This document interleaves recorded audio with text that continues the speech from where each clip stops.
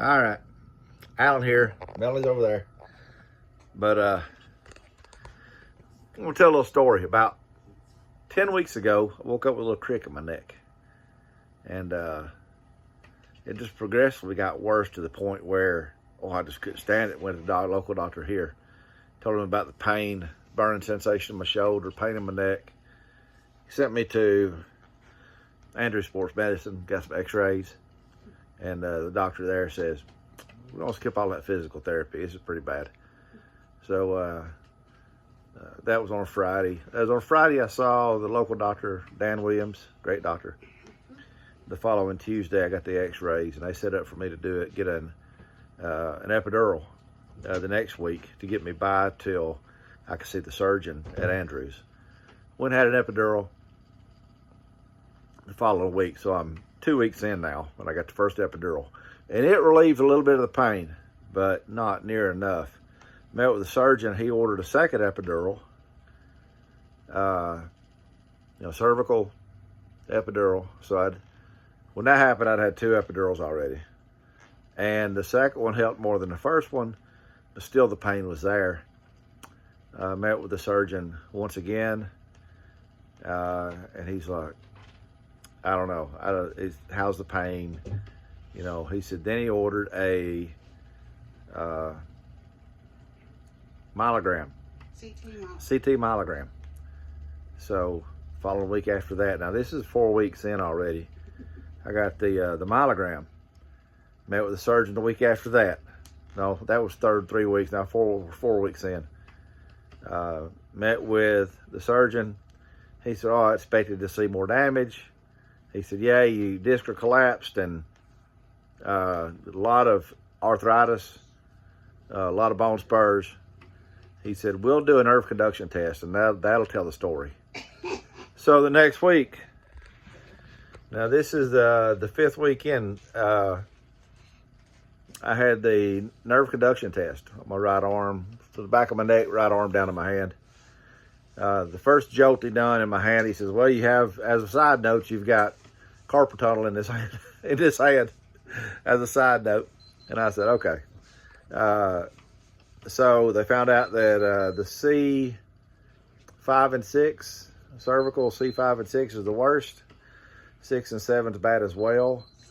The surgeon got the report. Dr. Andrew Cordova at Andrews Sports Medicine is where I'm going. He got the report from the Dr. Ellerbush had done the nerve conduction test.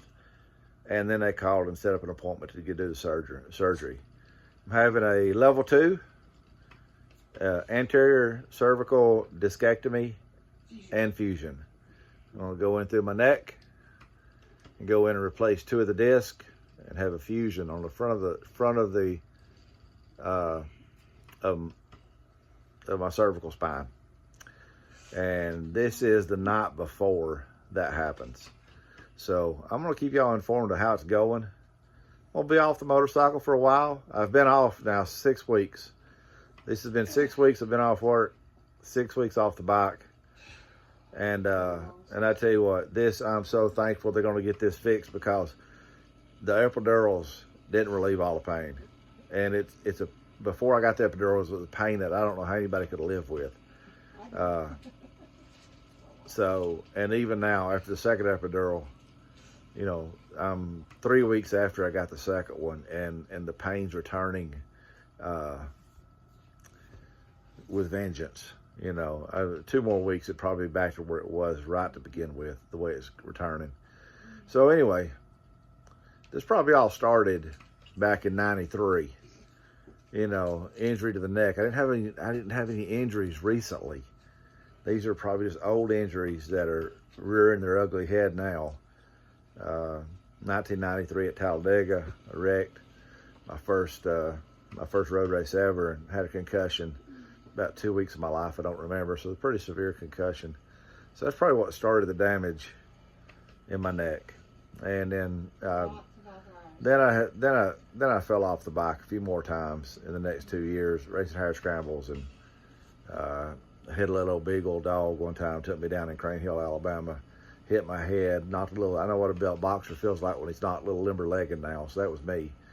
So that's probably another concussion. So anyway, I probably had 3 concussions in 2 years, 93 to 96, I guess, something like that.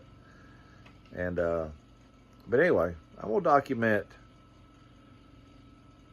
this, the night before surgery and the recovery from the surgery.